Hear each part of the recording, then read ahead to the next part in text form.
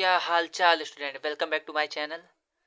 तो आज से हम स्टार्ट करने जा रहे हैं आपका साइंस, जिसमें आज हम देखेंगे पहला चैप्टर जो हमारे पास है उसका क्या नाम है। वो हमारे पास है रासायनिक अभिक्रिया एवं समीकरण, तो जिसको हम इंग्लिश में क्या कहते हैं, केमिकल रिएक्शन एंड इक्वेशन।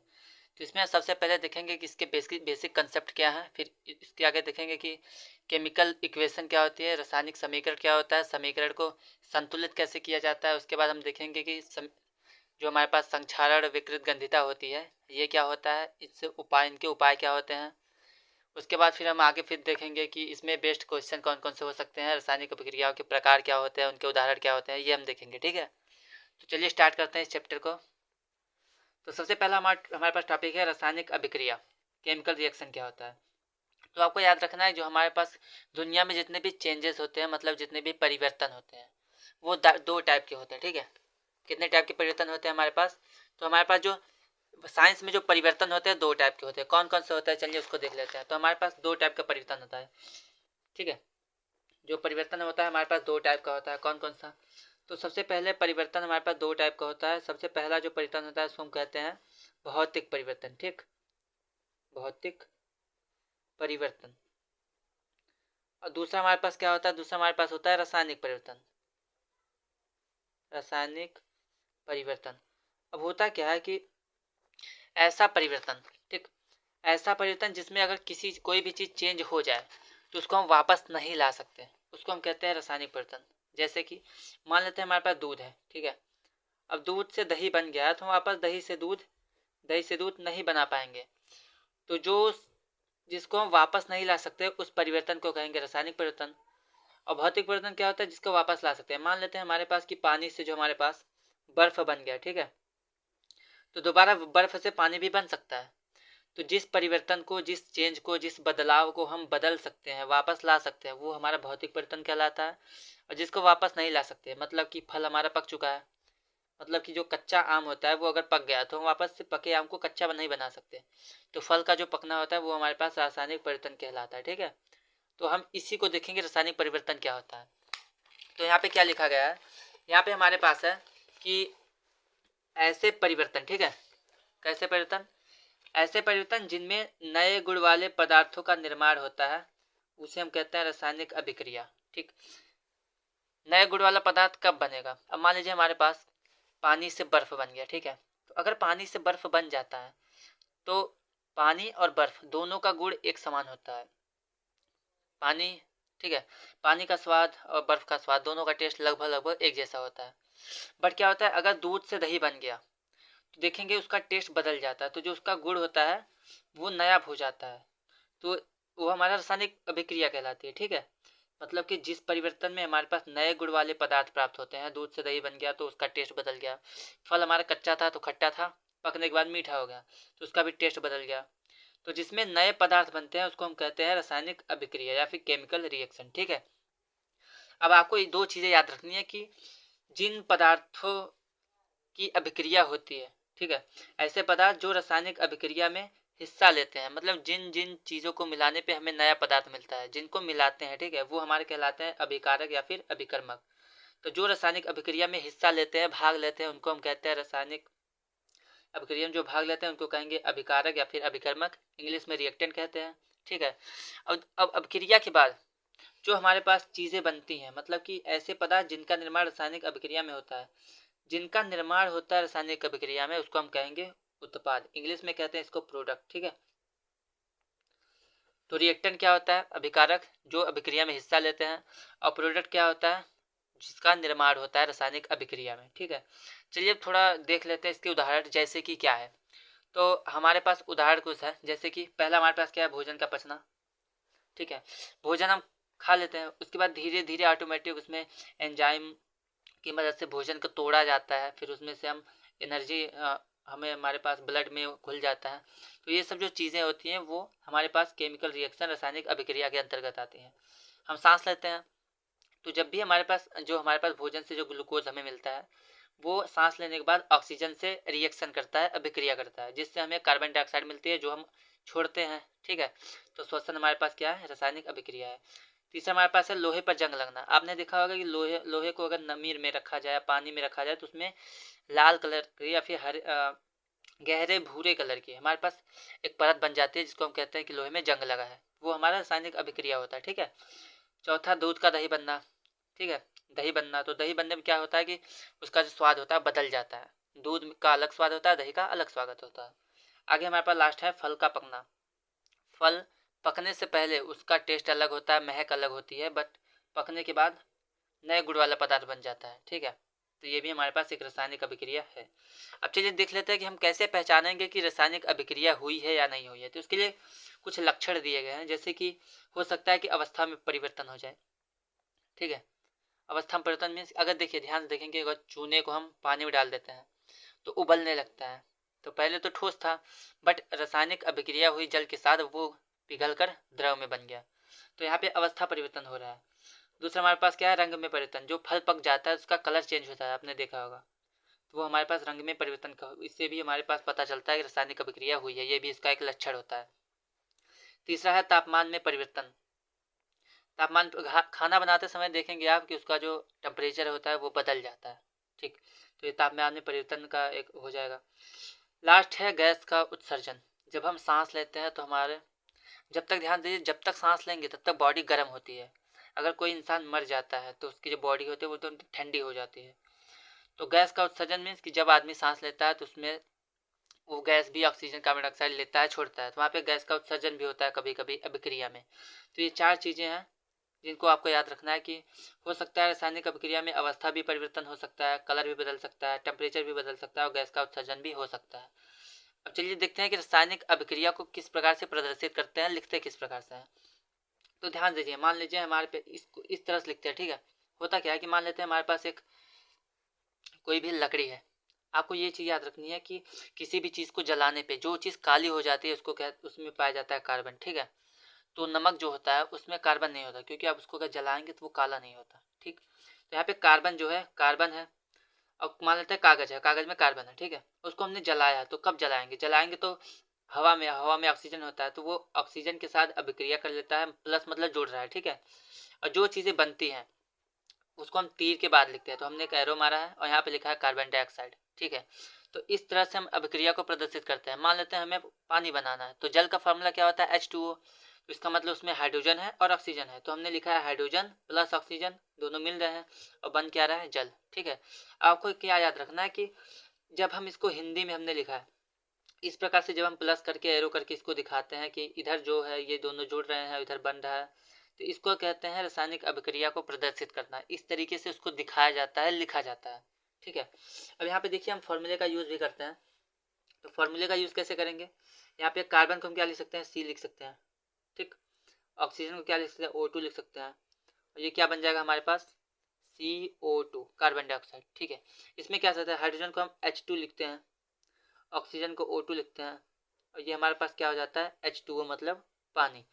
तो इसको हम कहते हैं रासायनिक समीकरण। ठीक है। रासायनिक अभिक्रिया को प्रदर्शित करने के लिए जब हम फॉर्मूले का यूज़ करने लगते हैं, फॉर्मूले का, कार्बन का C हो गया, ऑक्सीजन का ये हो गया, कार्बन डाइऑक्साइड का CO2, तो जब फार्मूले का यूज़ करते हैं तो इसको हम कहते हैं रासायनिक समीकरण। ठीक है। चलिए उसको आगे देख लेते हैं। तो यहाँ पे हमने एक चीज़ यहाँ पे हम भूल गए थे, आपको याद रखना है कि जो चीज़ें अभिक्रिया में भाग लेती हैं, जैसे कि कार्बन और ऑक्सीजन ये दोनों जुड़ रहे हैं ना, इन दोनों के जुड़ने से कार्बन डाइऑक्साइड बन रहा है। तो जो वस्तुएं, जो पदार्थ अभिक्रिया में भाग लेते हैं इनको हम कहेंगे अभिकारक। ठीक है। अभिकारक, ये हमारे अभिकारक हैं। और जो हमारे पास बनता है प्रोडक्ट उसको कहते हैं उत्पाद। ठीक है। अब इस वाले में क्या होगा, इस वाले में जो हमारे पास हाइड्रोजन ऑक्सीजन है ये अभिकारक हो जाएंगे, और जो H2 है ये उत्पाद हो जाएगा। ठीक है। ये हमारे पास उत्पाद हो जाएगा और ये हमारे पास हो जाएगा अभिकारक। ठंडी की वजह से थोड़ी राइटिंग गलत गड़बड़ हो सकती है, आपको अच्छी ना लगे, पर थोड़ा ध्यान दीजिएगा, हम आपको बता रहे हैं, समझा रहे हैं हर जगह पे। ठीक है।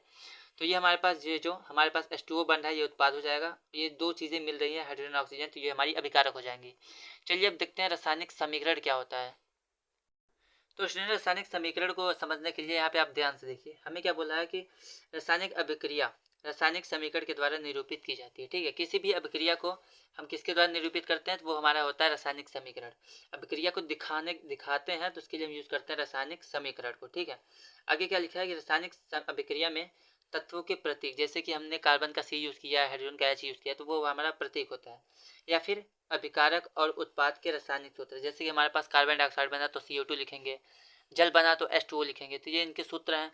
और प्रतीक क्या है, कार्बन, ऑक्सीजन, नाइट्रोजन, ये सब हमारे पास उनके जो अल्फ़ाबेट होते हैं जिनसे उसको दिखाते हैं उसको प्रतीक कहते हैं।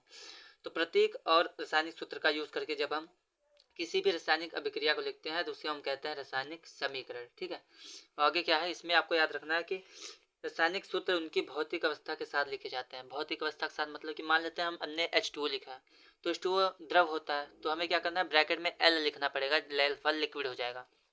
तो हमने लिखा है कि ठोस, द्रव, गैस तथा जलीय विलयन। जलीय विलयन मतलब किसी चीज़ को पानी में घोला गया है तो उसके लिए क्या यूज़ करेंगे। ठीक है, तो जलीय विलयन को क्रमशः ठोस के लिए हम ब्रैकेट में छोटा एस लिखेंगे, द्रव के लिए हम ब्रैकेट में L लिखेंगे लिक्विड, गैस के लिए ब्रैकेट में G लिखेंगे, G फॉर गैस, और जलीय विलयन के लिए ब्रैकेट में A क्यों लिखते हैं, A क्यों मतलब कि एक्वस होता है। ठीक है, एक्वस मतलब जलीय, इससे हम प्रदर्शित करते हैं। आगे क्या लिखा है, अगर मान लेते हैं हमारे पास जो अभिक्रिया हो रही है उसमें कुछ परिस्थितियाँ मीन्स कि उसमें हमें टेम्परेचर बढ़ाना पड़ रहा है, टेम्परेचर लग रहा है, प्रेशर लगाना पड़ रहा है। उत्प्रेरक क्या होता है कि उत्प्रेरक मीन्स कि ऐसा पदार्थ जिसका हम यूज़ कर रहे हैं किसी भी अभिक्रिया को कराने के लिए, बट क्या होता है कि उसका बस अभिक्रिया कराने के लिए यूज़ करेंगे, उससे उत्पाद नहीं बनेगा। जैसे कि मान लेते हैं दो इंसान लड़ रहे हैं, ठीक है, तो तीसरा इंसान आके या तो ये कह सकता है कि झगड़े को शांत करा सकता है या फिर झगड़े को और बढ़ा सकता है। तो किसी भी अभिक्रिया की दर को बढ़ाने या फिर घटाने का जो काम होता है वो उत्प्रेरक का होता है। ठीक है, तो उत्प्रेरक का यूज़ करके किसी अभिक्रिया को तेजी से भी करा सकते हैं और किसी अभिक्रिया को स्लो भी कर सकते हैं। तो अगर हम इन सब का यूज़ कर रहे हैं तो उसको हमें तीर के ऊपर या फिर नीचे दिखाना होता है। जैसे कि हमने यहाँ पे ले लिया है कि आपने प्रकाश संश्लेषण पढ़ा होगा, तो उसका हमने फॉर्मूला ले लिया। ठीक है, उसका रासायनिक समीकरण, तो यहाँ पे CO2 प्लस H2O, एरो है, एरो के ऊपर देखिए क्लोरोफिल लगा है, नीचे सूर्य का प्रकाश। क्योंकि जब भी हमारे पास रासायनिक अभिक्रिया जो हो रही है हमारे पास प्रकाश संश्लेषण में, फोटोसिंथेसिस में, उसमें पत्तियों में जो हरा कलर होता है वो क्लोरोफिल के कारण होता है, तो उसका यूज़ करना पड़ेगा। और सनलाइट की ज़रूरत होती है, जिसको हमने एरो के ऊपर लिख दिया। ठीक है, इसी प्रकार से अगर टेम्परेचर जितना भी होगा, टेम्परेचर आपको लिखना पड़ेगा, दाब होगा, प्रेशर होगा, उसको लिखना पड़ेगा, उत्प्रेरक होगा, कैटेलिस्ट होगा उत्प्रेरक, तो उसको भी लिखना पड़ेगा। ठीक है, तो इन दोनों को मिलने से क्या हमें मिल रहा है, C6H12O6 ग्लूकोज और प्लस में ऑक्सीजन। ठीक है, तो ये हमारे ये जो दोनों मिल है ये हमारे पास क्या है, ये हमारे पास है अभिकारक, अभिकारक या फिर अभिकर्मक। और जो हमारे पास ये मिल रहा है इसको हम कहेंगे प्रोडक्ट या फिर उत्पाद। ठीक है, तो ये हमारा रासायनिक समीकरण होगा। चलिए अब देखते हैं किसी भी रासायनिक अभिक्रिया को संतुलित किस तरह से करते हैं और करते क्यों है, इसको भी आपको ध्यान देना है कि पेपर में पूछ सकता है आपके कि किसी भी रासायनिक अभिक्रिया को हम संतुलित क्यों करते हैं, तो उसको आपको ध्यान से देखना पड़ेगा। तो यहाँ पे क्या लिखा है कि एक लॉ होता है जिसको हम कहते हैं द्रव्यमान संरक्षण का नियम। ठीक है, मास कंजर्वेशन रूल।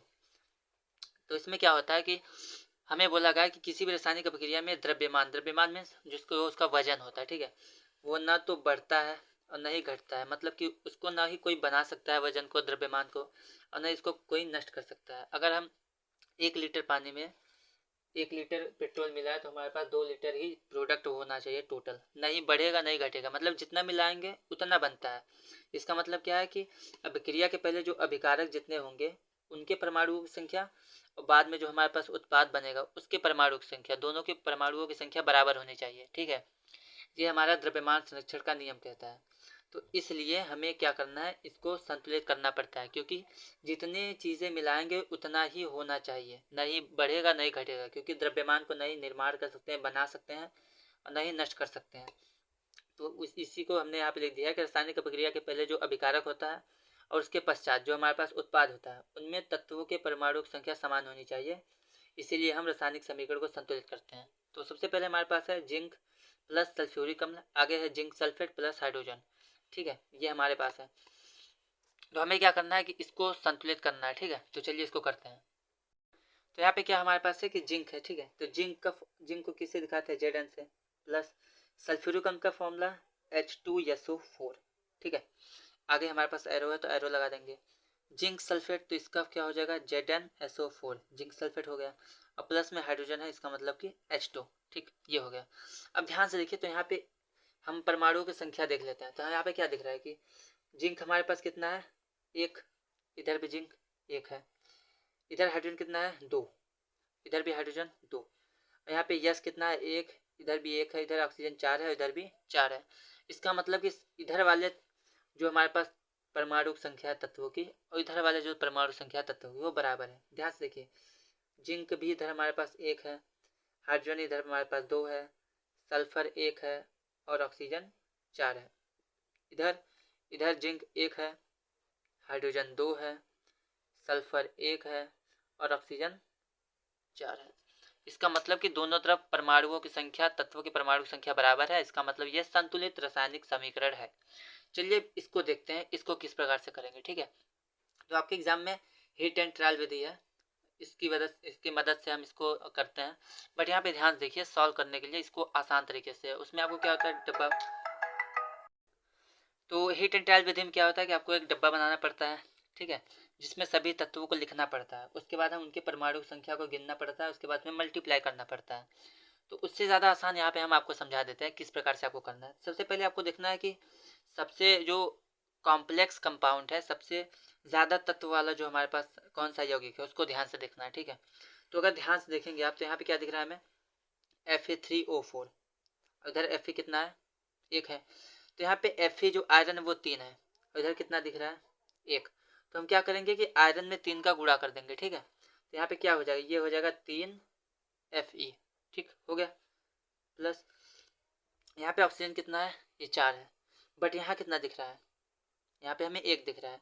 तो अगर इसको 4 करना है तो याद रखिए हम नीचे कभी भी 4 नहीं लिखेंगे। ठीक है, यहाँ पे हम आगे लगाएंगे 4। तो यहाँ पे ये ऑक्सीजन 4 है इधर, तो इधर 4 करने के लिए इधर 4 से मल्टीप्लाई करेंगे तो ये हो जाएगा 4s2। ठीक, देखिए इधर हमारे पास ये तो संतुलित हो गया है, ये फिर 3 इधर है, 3 इधर भी है, O4 इधर है, O4 इधर है।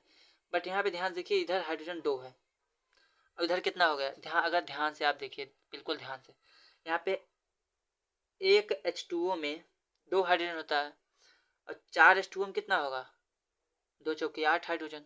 ध्यान देखिए, एक H2O होता है, इसमें 2 हाइड्रोजन होता है। ठीक है, हमने 4 H2O यहाँ पे लिख दिया, तो 4 दूना 8 हाइड्रोजन है। अब हमें क्या करना है, इसको भी 8 करना पड़ेगा, तो 2 तो है, अगर यहाँ पे हम 4 लिख देंगे तो 4s2 मतलब कि 8 हाइड्रोजन हो जाएगा। तो यहाँ पे हम लिख देंगे 4H2। ठीक है, तो ये हमारा संतुलित रासायनिक समीकरण हो जाएगा। इस प्रकार से आपको इसको संतुलित करना है। चलिए आगे बढ़ते हैं, अब आपको हम सिखाते हैं किस प्रकार से रासायनिक अभिक्रिया को संतुलित करना होता है, जो आपके एग्जाम पॉइंट ऑफ व्यू से बहुत ज़्यादा इंपॉर्टेंट है। तो चलिए स्टूडेंट, अभी हम रासायनिक समीकरण को संतुलित करते हैं। ठीक है, तो आपके एग्जाम में क्या होगा कि इसी प्रकार से हिंदी में आपको समीकरण लिखा हुआ मिलेगा। आपको सबसे पहले इसका फॉर्मूला लिखना होगा, फिर इसको संतुलित करना होगा। ठीक है, तो चलिए देखते हैं। तो यहाँ पे लिखा है हाइड्रोजन प्लस क्लोरीन, तो हाइड्रोजन को हम लिखेंगे H2, क्लोरीन को लिखेंगे Cl2। ठीक है, एरो, फिर हाइड्रोजन क्लोराइड होता है HCl। ठीक है, आपको फॉर्मूला याद होना चाहिए कि जितने भी द्विपरमाणु तत्व होते हैं, मतलब कि hydrogen, chlorine, fluorine, argon, chlorine, fluorine, bromine, iodine, या फिर हाइड्रोजन हो गया हमारे पास, ऑक्सीजन, नाइट्रोजन, ये सब हमेशा द्विपरमाणु तत्व, मतलब 2 परमाणु होते हैं, मतलब कि H2, ऑक्सीजन का O2, हाइड्रोजन का H2, क्लोरीन का Cl2, फ्लोरीन का F2, ब्रोमीन का Br2। ठीक है, इस प्रकार से होता है। तो यहाँ पे हमने हाइड्रोजन का H2 लिख दिया है, क्लोरीन का Cl2 और हाइड्रोजन क्लोराइड का HCl। अब क्या करेंगे, हम ध्यान देख रहे हैं तो यहाँ पे हाइड्रोजन 2 है बट यहाँ पे 1 है, यहाँ क्लोरीन 2 है बट यहाँ पे 1 है। तो अगर यहाँ पे हम 2 लगा देते हैं तो हमारे पास 2 हाइड्रोजन हो जाएगा और 2 क्लोरीन हो जाएगा। ठीक है, तो यहाँ पे ये समीकरण संतुलित हो चुका है। चलिए अब आगे बढ़ते हैं। तो आगे हमारे पास सेकंड क्या दिया गया है, हमें बोला गया है कि barium chloride plus aluminium sulphate, और फिर एरो के बाद हमारे पास जो उत्पाद बना है वो हमारे पास है barium sulphate plus aluminium chloride. ठीक है, तो सबसे पहले हमें बेरियम क्लोराइड का फॉर्मूला याद होना चाहिए। तो वो क्या होता है, वो हमारे पास होता है BaCl2। ठीक है, प्लस में एल्युमिनियम सल्फेट का फॉर्मूला क्या होता है, तो उसको याद रखना है आपको, वो होता है हमारे पास Al2SO4 का whole thrice. Whole thrice mean कि होल के बाद 3। ठीक है, और ये क्या बन रहा है हमारे पास, ये बन रहा है बेरियम सल्फेट, मतलब कि BaSO4 बेरियम, ये SO4 सल्फेट हो गया। फिर प्लस क्या बन रहा है, एल्युमिनियम क्लोराइड। एल्युमिनियम क्लोराइड का क्या होता है, AlCl3। ठीक है, ये फॉर्मूला होता है। अब हमें इसको संतुलित करना है, तो सबसे पहले सबसे बड़े हम यौगिक को देखेंगे। सबसे बड़ा यौगिक यहाँ पे दिख रहा है। ठीक है, तो यहाँ पे आप ध्यान देंगे तो हमारे पास एल्यूमिनियम 2 है ना, एल्यूमिनियम 2 दिख रहा है, उधर एल्यूमिनियम सिर्फ 1 है, तो क्या करेंगे यहाँ पे 2 लगाएंगे, ठीक है। अब हो गया। यहाँ पे देखिए SO4 कितना है, 3, उधर SO4 कितना दिख रहा है, इसमें तो है नहीं, इसमें SO4 1 है, तो यहाँ पे 3 है, तो हमें इसको भी 3 करना है, इसलिए यहाँ पे 3 लगा देंगे, ठीक है। अब ध्यान से देखिए, तो हमारे पास अब क्या हो रहा है कि बेरियम इधर कितना है, इधर बेरियम 1 है, इधर 3 हो गया है, इधर एल्यूमिनियम 2 है, तो इधर 2, ये तो ठीक है। क्लोरीन देखिए, क्लोरीन इधर 2 है और इधर 3, 3 दूना 6, AlCl3 3 है, एक AlCl3 में एक 3 क्लोरीन है, ठीक है। मान लेते हैं हमारे पास ये नहीं है, 2 नहीं है, ठीक है, तो हमारे पास क्या होगा AlCl3, तो एक एल्यूमिनियम क्लोराइड के परमाणु में हमारे पास 3 क्लोरीन है, तो हमने इसके आगे 2 लिखा है, मतलब कि 2 3 या 6 क्लोरीन हो जाएगा, और इधर कितना है 2 है, इधर बेरियम 3 है, तो अगर इधर भी बेरियम हमें बराबर करना है तो इधर क्या करेंगे 3 लिख देंगे, इधर 3 लिखने से बेरियम 3 हो गया, और ये 3 दूना 6 क्लोरीन हो गया, इधर भी हमारे पास बेरियम 3 और 3 दूना 6 क्लोरीन, एल्यूमिनियम 2, इधर भी एल्यूमिनियम 2, SO4 3 है, यहाँ भी SO4 के आगे हमने 3 लिखा, तो ये भी 3 हो गया, तो ये हमारा संतुलित हो चुका है, ठीक है। चलिए आगे बढ़ते हैं। आगे हमारे पास क्या दिया है, आगे दिया है हमारे पास सोडियम प्लस जल, तो सोडियम को Na से दिखाते हैं, प्लस जल को H2O से। अब हमारे पास क्या बन रहा है, हमारे पास बन रहा है सोडियम हाइड्रोक्साइड, तो सोडियम हाइड्रोक्साइड का फॉर्मूला होता है NaOH, प्लस हाइड्रोजन का क्या होता है, ये द्विपरमाणु तत्व है, तो H2 हो जाएगा। अब हमें क्या करना है, इसको संतुलित करना है, तो सबसे पहले सबसे बड़े यौगिक को देखेंगे, तो हमारे पे यहाँ पे दिख रहा है NaOH, यहाँ पे ध्यान से देखिए, तो हमारे पास Na कितना है, Na हमारे पास 1 है, इधर कितना है, इधर भी 1 है, तो ये तो मान लो ठीक है। इधर हाइड्रोजन देखेंगे तो इधर ऑक्सीजन 1 है, इधर भी ऑक्सीजन है, हाइड्रोजन इधर 2 यहाँ पे है और 1 यहाँ 3 है, बट यहाँ पे कितना है, यहाँ पे सिर्फ 2 है, तो हमें क्या करना है, हमें दोनों को बराबर करना पड़ेगा, तो इधर 3 है ना, ध्यान देखिए, अगर हम यहाँ पे 2 लगाते हैं, ये कितना हो जाएगा, एक H2O में 2 हाइड्रोजन, तो 2 H2O में 4 हाइड्रोजन, और इधर 2 हाइड्रोजन इधर है, 1 हाइड्रोजन इधर है, तो हम क्या करेंगे, यहाँ भी 2 लगा देंगे। अब ध्यान से देखिए, यहाँ पे अगर NaOH 2 हो जाएगा, ठीक, NaOH 2 है, इधर H2O 2 है, ठीक है, तो ऑक्सीजन इधर 2 है, इधर भी 2 ऑक्सीजन है बराबर, हाइड्रोजन इधर 2 2 4 है, इधर 2 यहाँ पे है और 2 ये है, ठीक है, तो ये भी 4 है। यहाँ पे सोडियम हमारे पास 2 हो चुका है, बट यहाँ पे हमने हमारे पास 1 सोडियम है, तो यहाँ पे हम 2 लगा देंगे, तो इस प्रकार से ये भी हमारा संतुलित हो चुका है। चलिए अब आगे बढ़ते हैं। आगे हमारे पास क्या है, आगे हमें दिया गया है कि कैल्शियम हाइड्रोक्साइड और प्लस कार्बन डाइऑक्साइड, तो कैल्शियम हाइड्रोक्साइड का फॉर्मूला क्या होता है, CaOH का होल ट्वाइस, इसको हम कहते हैं बुझा हुआ चूना, ठीक है, प्लस कार्बन डाइऑक्साइड, तो इसका हो जाएगा CO2 एरो। हमारे बोल रहा है कि कैल्शियम कार्बोनेट, तो कैल्शियम कार्बोनेट को हम लिखते हैं CaCO3, प्लस में जल है तो जल का हो जाएगा H2O, ठीक। अब हमें इसको संतुलित करना है, तो चलिए देख लेते हैं। यहाँ पे हमारे पास कैल्शियम 1 है, इधर 1 है, CO2, ठीक है, कार्बन 1 है, इधर भी कार्बन 1 है, ऑक्सीजन 2 यहाँ पे है और 2 यहाँ पे है, 4 ऑक्सीजन, यहाँ पे भी 3 ऑक्सीजन, इधर एक 4 ऑक्सीजन, हाइड्रोजन 2 है, हाइड्रोजन 2 है, इसका मतलब कि ये हमारे पास पहले से ही संतुलित समीकरण है, ठीक है।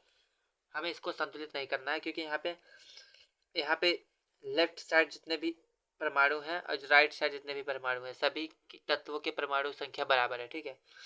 कैल्शियम 1 है तो कैल्शियम 1 है, ऑक्सीजन 2 है यहाँ पे और 2 यहाँ पे है, 4 है ऑक्सीजन, इधर भी 3 ऑक्सीजन यहाँ, 1 ऑक्सीजन यहाँ, 4 हो गया। हाइड्रोजन यहाँ पे 2 है और यहाँ पे भी 2 है, तो ये हमारा पहले से संतुलित है। चलिए आगे बढ़ते हैं।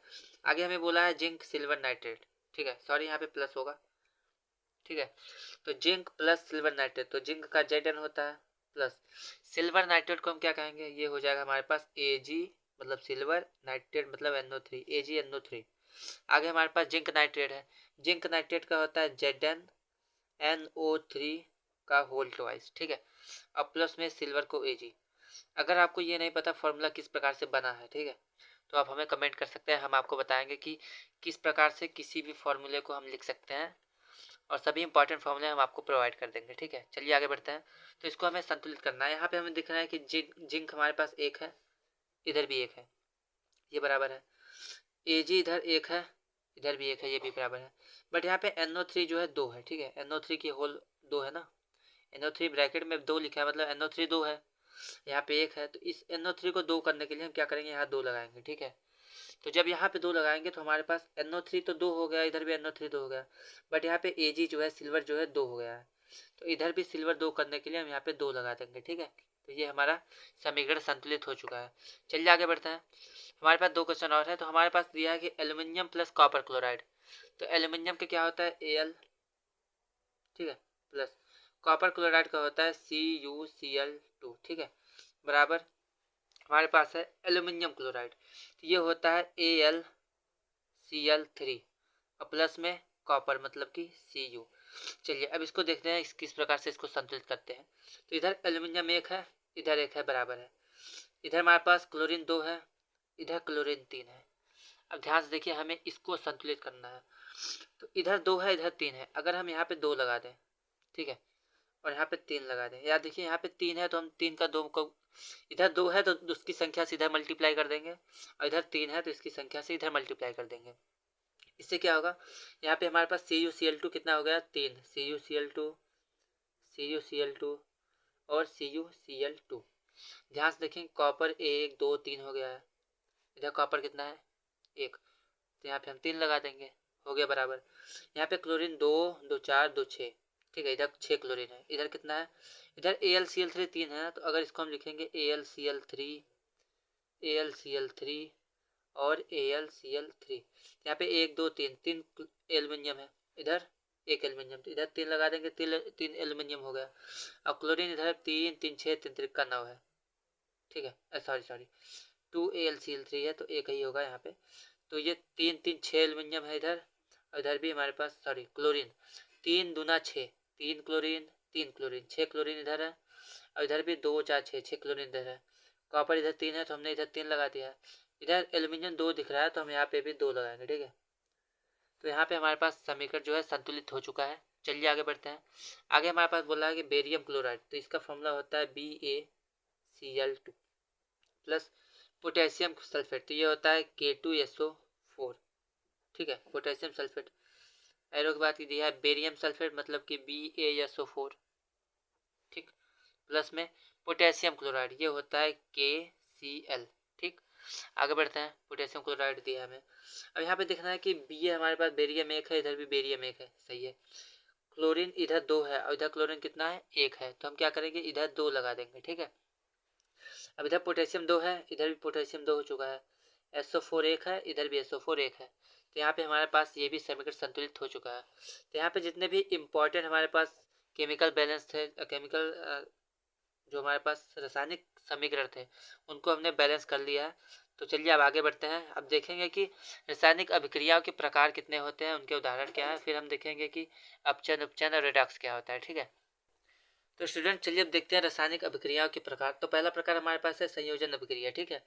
इसमें क्या होता है कि 2 या फिर 2 से ज़्यादा अभिकारक हम मिलाते हैं, हमें सिर्फ एक उत्पाद मिलता है, तो उसको हम कहेंगे संयोजन अभिक्रिया, ठीक है। इस अभिक्रिया में 2 या 2 से अधिक अभिकारक मिलकर एकल उत्पाद मतलब कि सिर्फ एक उत्पाद बनाएंगे। जैसे कि हमने A प्लस बी लिख दिया, मतलब कोई A अभिकारक है और B अभिकारक है, दोनों जोड़ने पे सिर्फ एक उत्पाद मिलेगा C, इसको हम कहेंगे संयोजन अभिक्रिया। यहाँ पे हमने उदाहरण लिया है, तो हमारे पास 3 उदाहरण है। पहला हमारे पास है कोयले का दहन। कोयले में क्या होता है, कार्बन पाया जाता है, ठीक है। अब कार्बन क्या होता है, ठोस होता है, तो यहाँ पे हमने ब्रैकेट में S लिख दिया है, प्लस ऑक्सीजन, क्योंकि किसी भी चीज़ को जलाते हैं तो हवा की उपस्थिति में जलाते हैं, और हवा में क्या पाया जाता है, हवा में पाया जाता है हमारे पास ऑक्सीजन। तो यहाँ पे कार्बन हमारे पास ठोस अवस्था में है, ऑक्सीजन जो है जी फॉर गैस अवस्था में। अगर इसको हम मिलाते हैं तो हमारे पास कार्बन डाइऑक्साइड मिलता है, जिसको हम गैस अवस्था से दिखाएंगे, गैस अवस्था में होता है। इसका मतलब C+O2 = CO2, ठीक। दूसरा हमारे पास है जल का निर्माण। पानी का फॉर्मूला क्या होता है, H2O, और यहाँ पे क्या होता है, हम हाइड्रोजन मिलाएंगे H2 क्योंकि द्विपरमाणुक तत्व है, ये भी गैस अवस्था में होता है, और ऑक्सीजन मिलाएंगे O2, ये भी हमारे पास गैस अवस्था में होता है। तो H2 और O2 जब मिलेगा तो H2O बनता है, जिससे हमारा लिक्विड होता है, द्रव अवस्था में होता है, इसलिए हमने ब्रैकेट में L लिखा है। अब इसको संतुलित करने के लिए क्या करेंगे कि हम यहाँ पे दोनों तरफ 2 हमने लगाया, ठीक है। तो ये संतुलित करने के लिए 2 लगाया गया है दोनों तरफ। तीसरा हमारे पास है कि CaO, ये हमारे पास बिना बुझा हुआ चूना होता है। इसको जब हम पानी में डालते हैं H2O में, तो क्या होता है, हमारा जो बुझा हुआ चूना होता है वो बिना बुझा हुआ चूना कहलाता है, मतलब जिसको हम पेंट करने के लिए, सफ़ेदी करने के लिए यूज़ करते हैं। तो बिना बुझे हुए चूने का फॉर्मूला होता है CaO, और पानी में मिलाएंगे H2O, तो ये हमारे पास सॉलिड होता है, ये लिक्विड होता है। और जो हमारे पास बुझा हुआ चूना मिलेगा उसको हम कहते हैं CaOH का होल ट्वाइस, इसका नाम होता है कैल्शियम हाइड्रोक्साइड, ठीक है, इसको कहते हैं बुझा हुआ चूना। तो ये हमारे पास संयोजन अभिक्रिया के उदाहरण है कुछ। चलिए अब आगे बढ़ते हैं। अगला हमारे पास क्या दिया है, ये हमारे पास है वियोजन अभिक्रिया। ठीक, वियोजन अभिक्रिया क्या होता है कि जब भी देखिए ये संयोजन का विपरीत होता है, मतलब उल्टा होता है। संयोजन हमने क्या पढ़ा है कि दो या दो से अधिक अभिकारक मिलकर एक उत्पाद बनाएंगे। इसमें क्या होता है कि एक ही अभिकारक एक से ज्यादा उत्पाद बनाता है, मतलब टूट के एक से ज्यादा उत्पाद बनाता है। तो यहाँ पे लिखा है इस अभिक्रिया में एकल अभिकारक, मतलब एक अभिकारक जो होता है वो टूट कर दो या दो से अधिक उत्पाद बनाता है। हमने मान लिया कि एक कोई अभिकारक है, ये टूट के बी और सी बना रहा है, तो ये हमारे पास वियोजन अभिक्रिया हो जाएगी।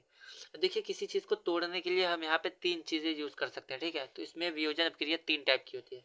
पहला है उष्मीय वियोजन, अगर हम उष्मा द्वारा, हीट द्वारा किसी चीज को गर्म करके वियोजित कर रहे हैं, तोड़ रहे हैं, तो वो हमारा उष्मीय वियोजन होता है। तो इसका एग्जाम्पल देखिए FeSO4 मतलब फेरस सल्फेट, जो हरा कलर का होता है, ये हमारे पास ठोस अवस्था में, ठीक है। जब हम इसको उष्मा देते हैं, उष्मा मतलब गर्म करते हैं, तो हमारा Fe2O3 मतलब कि इसको हम कहेंगे फेरिक ऑक्साइड। याद रखना है कि एक आयरन होगा तो फेरस होगा, दो होगा तो फेरिक होगा, ठीक है। फेरिक ऑक्साइड बनता है। यहाँ पे फेरस सल्फेट जो हरा कलर का था वो हमारे पास भूरा लाल रंग का होता था। जब हम इसको उष्मा देते हैं तो भूरा लाल रंग का हो जाता है। इसमें हमें SO2 गैस मिलता है और SO3 भी गैस मिलता है, ठीक है। सल्फर डाइऑक्साइड गैस और सल्फर ट्राइऑक्साइड गैस मिलता है। और ये जो हमारे पास ये ठोस अवस्था में आता है, इसको संतुलित करने के लिए हमने यहाँ पे दो लगा दिया, ठीक है। चलिए आगे बढ़ते हैं। आगे हमारे पास है एक और एग्जांपल जिसमें यहाँ पे लिखा है CaCO3, ये हमारे पास ठोस अवस्था है। चूना पत्थर या फिर संगमरमर का फॉर्मूला होता है।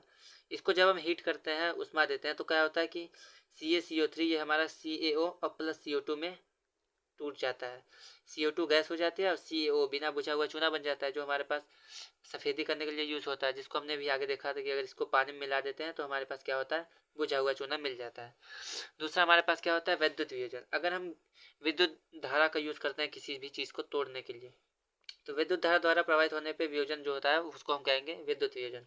एग्जाम्पल में H2O है जो लिक्विड फॉर्म में है, द्रव में है, इसको हम विद्युत देते हैं, मतलब करंट इसमें डालते हैं, तो क्या होता है कि यह हाइड्रोजन और ऑक्सीजन में वियोजित हो जाता है, टूट जाता है। हाइड्रोजन भी गैस होता है, ऑक्सीजन भी गैस होता है। यहाँ पे हमने इसको संतुलित करने के लिए यहाँ पे दो लगाया, ठीक है। चलिए अब आगे बढ़ते हैं। तो होता क्या है कि एक बीकर होता है हमारे पास, यहाँ पे देख लेते हैं। एक बीकर होता है, इसमें पानी होता है, ठीक है। और हम यहाँ पे क्या करते हैं, एक एनोड हमारे पास होता है और एक कैथोड होता है। इसको हम जोड़ देते हैं बैटरी से, ठीक। तो जब बैटरी से इसमें धारा प्रवाहित की जाती है तो हमारे पास जो ऑक्सीजन होता है वो एनोड पे चला जाता है, और जो हमारे पास हाइड्रोजन होता है वो कैथोड पे चला जाता है, ठीक है। तो इस प्रकार से ये विद्युत धारा द्वारा वियोजन होता है। चलिए अब आगे बढ़ते हैं। आगे हमारे पास तीसरा वाला होता है प्रकाशीय वियोजन। कौन सा वियोजन, प्रकाशीय वियोजन। चलिए इसको देख लेते हैं। तो हमारे पास यहाँ पे प्रकाशीय वियोजन दिया गया है। तो इसमें क्या होता है कि अगर हमारे पास वियोजन सूर्य के प्रकाश की उपस्थिति से होता है, मतलब कि सूर्य की वजह से, सूर्य की रोशनी का यूज करके हम किसी भी अभिक्रिया को कराते हैं, वियोजित कराते हैं, वियोजन होता है, तो उसको हम कहेंगे प्रकाशीय वियोजन, ठीक है। सूर्य के प्रकाश की उपस्थिति में होने वाला वियोजन प्रकाशीय वियोजन होता है। एग्जाम्पल पहला क्या है कि AgCl, इसको हम कहेंगे सिल्वर क्लोराइड, ये ठोस अवस्था में होता है। जब इसको हम सूर्य के प्रकाश में रख देते हैं तो Ag मतलब सिल्वर अलग हो जाता है, क्लोरीन अलग, क्लोरीन गैस बन के वाष्पित हो जाता है, उड़ जाता है, वहाँ पे हमें ठोस हमारे पास सिल्वर प्राप्त होता है। इसको हमने संतुलित करने के लिए यहाँ पे दो लगाया, ठीक है। आगे बढ़ते हैं। अगर हम AgBr मतलब कि सिल्वर ब्रोमाइड को अगर सूर्य के प्रकाश में रखेंगे तो ये तो ठोस होता है, बट यार इसको भी उसी तरह से ये भी यहाँ पे Br2, उसमें हमारे पास क्लोरीन होता है तो क्लोरीन गैस की अवस्था में उड़ जाता है। यहाँ पे ब्रोमीन होता है तो ब्रोमीन हमारा गैस बन के उड़ जाता है, हमारे पास जो बचता है वो हमारा बचता है सिल्वर। इसको हमने संतुलित करने के लिए दो लगाया, ठीक है। अब याद रखना है कि ये जो हमारे पास है ये रिएक्शन, ठीक, इस रिएक्शन का उपयोग हम श्याम श्वेत फोटोग्राफी में होता है। श्याम श्वेत फोटोग्राफी मतलब कि जो हमारे पास ब्लैक एंड व्हाइट होता है, ठीक है, ब्लैक एंड व्हाइट जो हमारे पास फोटो होती है उसमें यूज होता है, ठीक है, ब्लैक एंड व्हाइट फोटोग्राफी में। चलिए अब आगे बढ़ते हैं। तो ये आपके एग्जाम पॉइंट ऑफ से बहुत ज़्यादा इंपॉर्टेंट है कि उष्माक्षेपी और उष्माशोषी अभिक्रिया क्या होती है। तो यहाँ पे जिस अभिक्रिया में उत्पाद के साथ साथ हमारे पास उष्मा का उत्सर्जन होगा, मतलब हीट निकलेगा, तो उसको हम कहेंगे उष्माक्षेपी, सॉरी हाँ उष्माक्षेपी कहेंगे, ठीक है। जैसे कि पहला हमारे पास है प्राकृतिक गैस। प्राकृतिक गैस क्या होता है, CH4, मेथेन को हम प्राकृतिक गैस कहते हैं, ठीक है। तो अगर मेथेन हमारे पास गैस अवस्था में, इसको हम ऑक्सीजन गैस की उपस्थिति में अगर इसको जलाते हैं, दहन कहते हैं, तो हमारे पास कार्बन डाइऑक्साइड मिलता है गैस, H2O मिलता है वो भी गैस अवस्था मतलब जल का वाष्प मिलता है, और हमारे पास कुछ ऊष्मा मिलती है जो हमारे पास हीट के रूप में निकलती है, गर्मी निकलती है। ठीक है, तो यहाँ पे हमारे पास मेथेन था, मेथेन को हमने ऑक्सीजन की उपस्थिति में गर्म किया है, तो हमारे पास CO2 गैस और जल का वाष्प मिला है। ठीक है, इसको संतुलित करने के लिए हमने यहाँ पे 2 लिखा है। चलिए आगे बढ़ते हैं। इसको आपको याद रखना है, श्वसन जो होती है एक उष्माक्षेपी अभिक्रिया होती है, क्योंकि जब भी हम सांस लेते हैं वहाँ पे हमारे पास क्या होता है, कार्बन डाइऑक्साइड निकलता है, और जब तक इंसान सांस लेता है तब तक उसकी बॉडी जो होता है गर्म होती है, मतलब कि उसमें उष्मा बनी रहती है। तो जो श्वसन होता है वो एक उष्माक्षेपी अभिक्रिया है। देख लेते हैं, यहाँ पे हमारे पास है C6H12O6, ये हमारे पास ग्लूकोज का फॉर्मूला होता है। ग्लूकोज हमारे पास जो होता है वो ब्लड में मिला होता है, मतलब कि वो एक्वस फॉर्म में, जलीय विलयन में होता है। ठीक है, लिक्विड फॉर्म में होता है। इसको जब हम सांस लेते हैं तो हमारे बॉडी में जो ग्लूकोज होता है वो ऑक्सीजन से रिएक्शन करता है, वो हमारे पास क्या बनाता है, वो जल बनाएगा और शरीर में गर्मी पैदा करेगा, उष्मा बनाएगा, और हमारे पास कार्बन डाइऑक्साइड गैस बनाता है जो हम सांस लेते के टाइम छोड़ते हैं। ठीक है, तो इसको हमने संतुलित करने के लिए यहाँ पे 6H लगाया है, यहाँ पे 6 लगाया, यहाँ पे 6 लगाया। चलिए अब देखते हैं उष्माशोषी अभिक्रिया क्या होती है।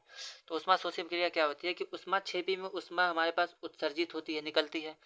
उष्माशोषी में क्या होता है कि अभिक्रिया में उष्मा की ज़रूरत होती है, मतलब कि उष्मा को सोखा जाता है, अवशोषित किया जाता है।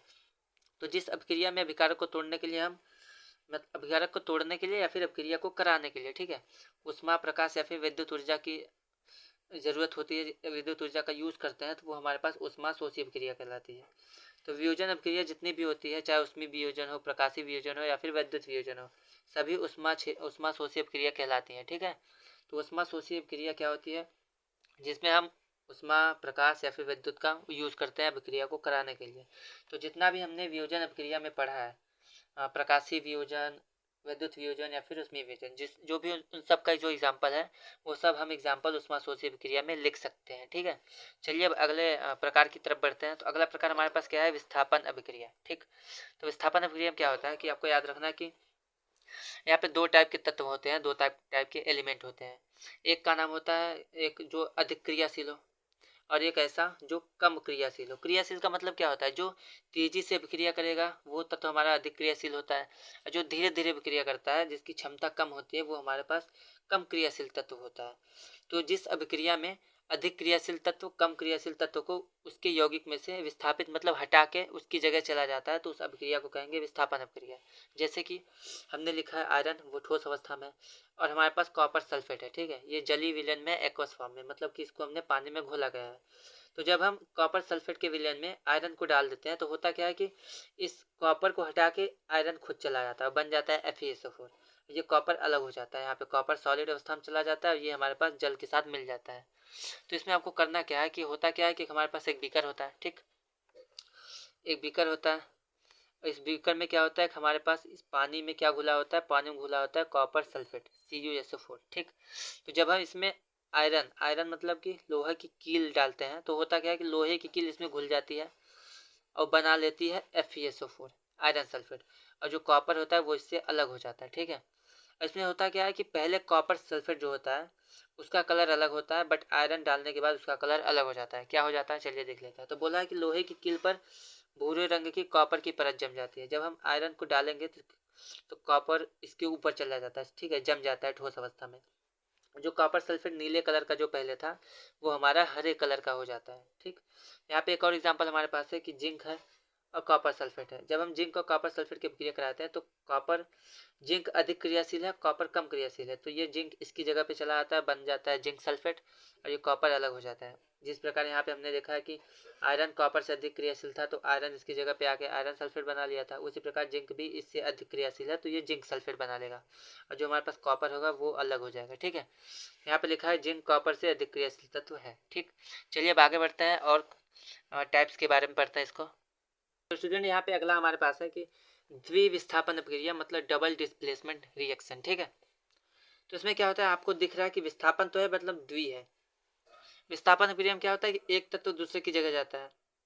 इसमें क्या होता है कि दोनों तत्व, ठीक है, 2 यौगिक होंगे, दोनों यौगिक के तत्व आपस में एक्सचेंज हो जाएंगे, मतलब ये इसकी जगह चला जाएगा, ये इसकी जगह चला जाएगा। चलिए देख लेते हैं किस प्रकार से होगा। इसमें बोला है कि जिन अभिक्रिया में उत्पादों का निर्माण 2 यौगिकों के बीच आयनों के आदान प्रदान, आयन मीन्स की जब हम इसको तोड़ेंगे तो हमारे पास एक धन आयन बनता है, एक ऋण आयन बनता है। ठीक है, आपको याद रखना है कि जो पहला तत्व होता है ये हमारा धन आयन बनाता है, और जो बाद वाला तत्व होता है ये ऋण आयन बनाता है, ठीक है, बाद वाला यौगिक जो भी तत्व होगा। इसी प्रकार यहाँ पे बेरियम जो होगा वो धन आयन बनाएगा, ये ऋण आयन बनाएगा। तो होता क्या है कि इसका धन आयन इसके ऋण आयन के साथ जाता है और इसका ऋण आयन इसके धन आयन के साथ जाता है, ठीक है। इसको कहेंगे आयन का आदान प्रदान। तो यहाँ पे Na जो होता है वो हमारे पास Cl2 के साथ जाता है, तो हमारा बन जाता है NaCl।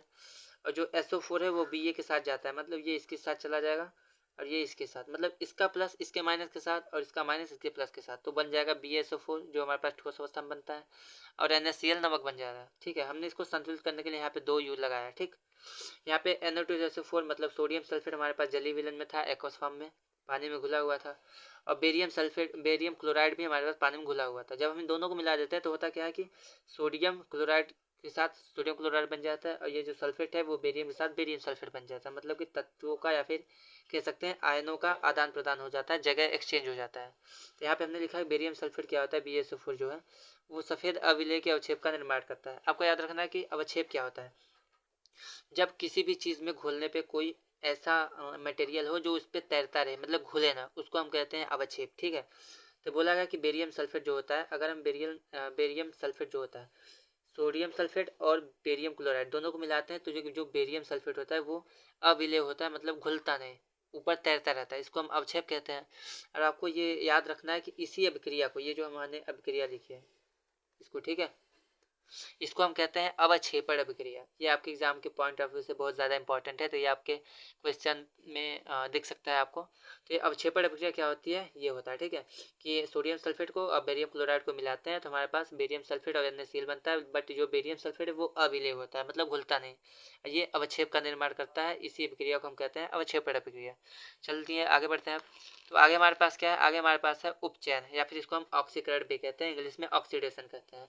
इस पर 2 चीज़ें याद रखनी है आपको, या तो ऑक्सीजन का योग ऑक्सीजन जुड़ रहा होगा, या फिर हाइड्रोजन का ह्रास या फिर उसकी कमी, मतलब हाइड्रोजन निकल रहा होगा, ठीक, या फिर ऑक्सीजन यहाँ पे जुड़ रहा होगा। ऑक्सीजन जुड़ेगा फिर भी हमारे पास उपचयन ऑक्सीकरण होगा, या फिर हाइड्रोजन घटेगा फिर भी हमारे पास उपचयन ऑक्सीकरण होगा, ठीक है। तो ऑक्सीजन का योग या फिर हाइड्रोजन का ह्रास या कमी उपचयन या फिर ऑक्सीकरण कहलाता है। यहाँ पे हमने लिखा है C+O2 CO2 बन गया, तो यहाँ पे देखिए ऑक्सीजन अलग था बट यहाँ पे ऑक्सीजन जुड़ गया है, तो ये हमारे पास उपचयन हो गया। यहाँ पे copper plus oxygen copper oxide बना है, यहाँ पे भी ऑक्सीजन अलग था बट यहाँ पे अभिक्रिया के बाद ऑक्सीजन कॉपर के साथ जुड़ गया, ये हमारे पास ऑक्सीकरण है। दोनों में 2 हमने लगाया क्योंकि इसको संतुलित करना है इसलिए। यहाँ पे क्या है कि अगर कॉपर ऑक्साइड को हम हाइड्रोजन के साथ हीट करते हैं, गर्म करते हैं, तो कॉपर अलग हो जाता है और H2O जल बन जाता है। इसमें क्या दिख रहा है आपको, इसमें ये दिख रहा है कि ऑक्सीजन निकल रहा है कॉपर के साथ, ठीक है। तो ये हमारा क्या होगा, ये हमारे पास ऑक्सीकरण अभिक्रिया नहीं होगी। ये कौन सी अभिक्रिया होगी, तो याद रखिए जो हमारे पास उपचयन नहीं होता जिसमें ऑक्सीजन निकलता है तो इसको हम कहते हैं अपचयन, ठीक है, क्या कहते हैं अपचयन। यहाँ पे कॉपर ऑक्साइड था, कॉपर के साथ ऑक्सीजन था, बट इसको गर्म करने के बाद क्या है, कॉपर के साथ ऑक्सीजन निकल गया, तो ऑक्सीजन का निकलना क्या होगा, यहाँ पे ऑक्सीजन का योग है या फिर हाइड्रोजन का कमी।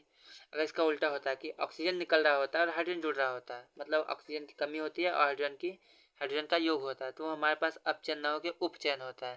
तो ये हमारे सॉरी ये उपचयन न होकर अपचयन होता है, जहाँ पे ये एक अपचयन अभिक्रिया है। चलिए अब देख लेते हैं अपचयन क्या होता है। तो यहाँ पे हमने क्या लिखा है कि अगर हमारे पास ऑक्सीजन का ह्रास हो, ठीक है, ह्रास मतलब कमी हो या फिर हाइड्रोजन का योग हो, तो हमारे पास अपचयन अभिक्रिया कहलाती है। इसको इंग्लिश में कहते हैं रिडक्शन।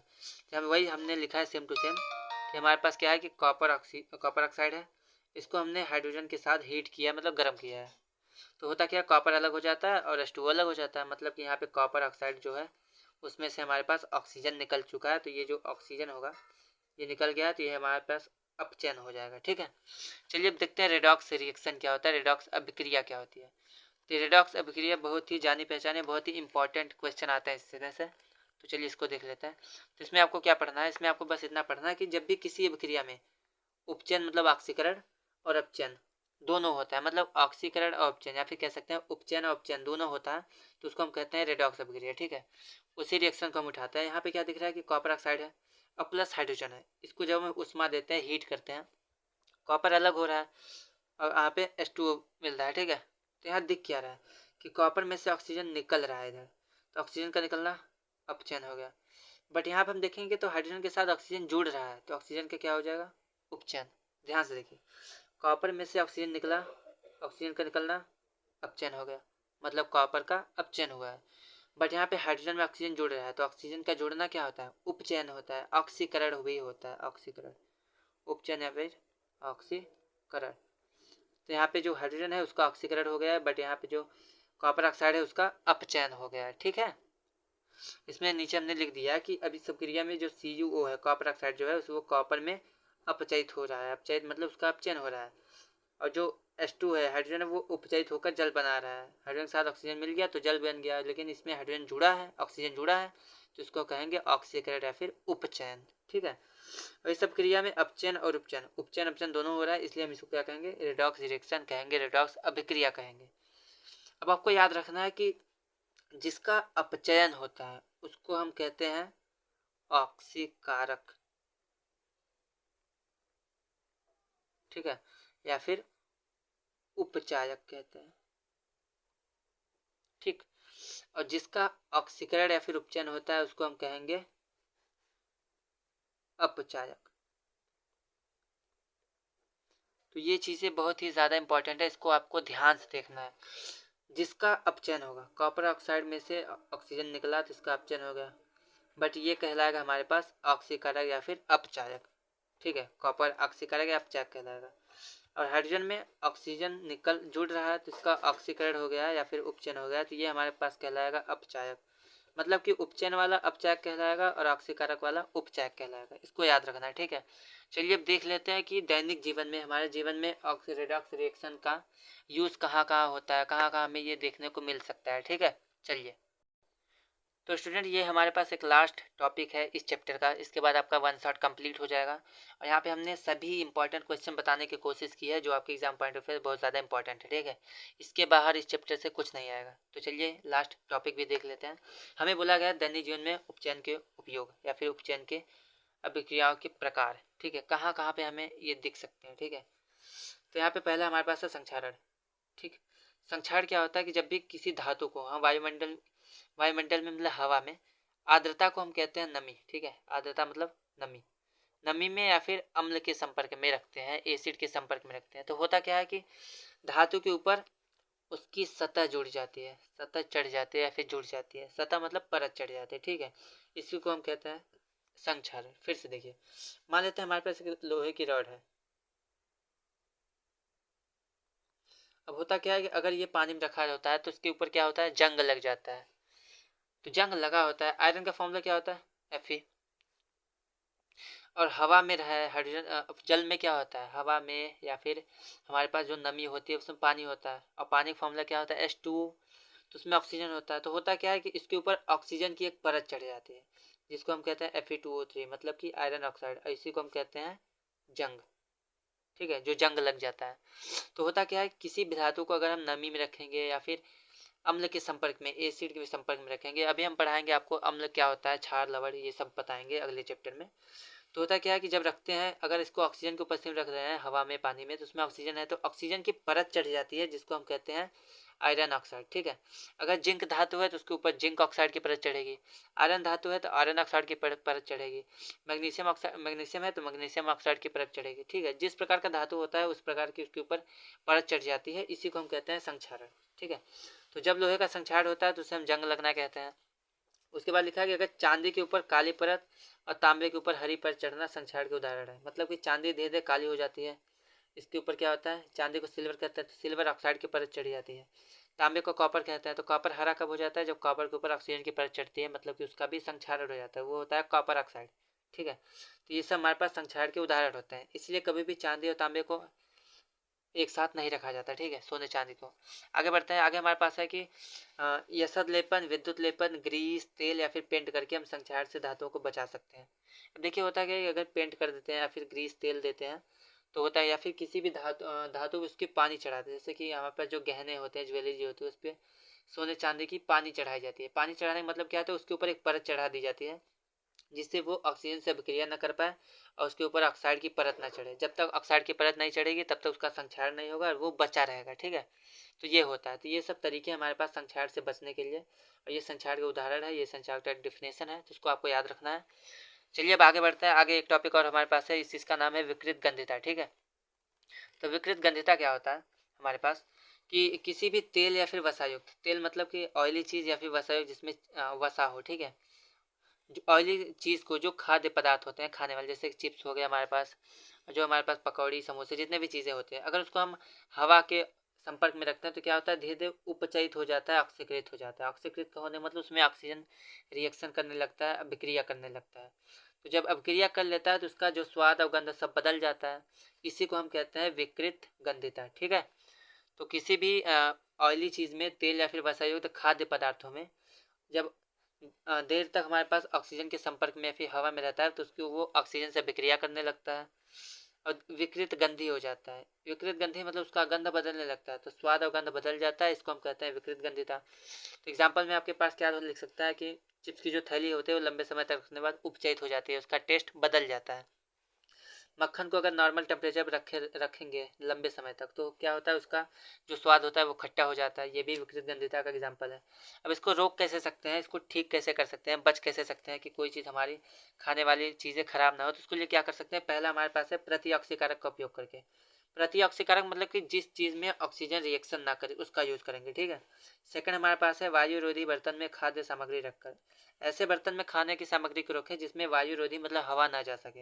हवा नहीं जाएगा तो ऑक्सीजन से रिएक्शन नहीं करेगा तो वो हमारा बचा रहेगा, ठीक है। उसके बाद थर्ड हमारे पास है वायु के स्थान पे नाइट्रोजन गैस द्वारा।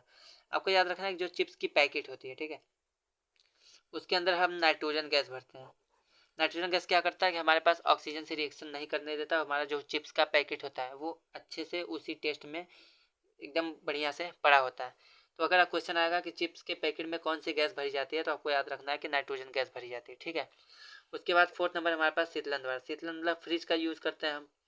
फ्रिज का यूज़ क्यों करते हैं, क्योंकि इसमें क्या होता है, खाना जो होता है ठंडा रहता है। ठंडा रहने से क्या होगा, वो ऑक्सीजन से रिएक्शन धीरे धीरे करता है और लंबे समय तक टिका रहता है, ठीक है।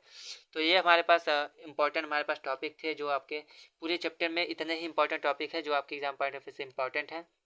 तो इसको आपको कायदे से पूरा कंप्लीट करना है, इस वन शॉट को एक एक टॉपिक को देखना है, समझना है। जो टॉपिक आपको ना समझ में आए हमें कमेंट करके बताइए, या फिर वीडियो को आप पीछे जाकर देख सकते हैं, आपको पूरा कंप्लीट समझ में आ जाएगा, ठीक है।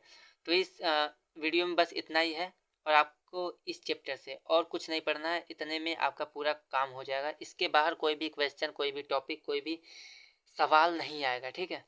तो चलिए अब मिलते हैं अगले वन शॉट में, तब तक के लिए हमारे चैनल को सब्सक्राइब करें, वीडियो को लाइक करें, शेयर करें और सपोर्ट करते रहें, ठीक है। चलिए मिलते हैं अगले वन शॉट में, जो हमारे पास होगा अम्ल क्षार लवण। और हमने 1 से लेकर 5 तक मैथ का भी वन शॉट कंप्लीट कर दिया है, तो आप जाके उसको चैनल पे देख सकते हैं। चलिए मिलते हैं फिर अगले वीडियो में, धन्यवाद।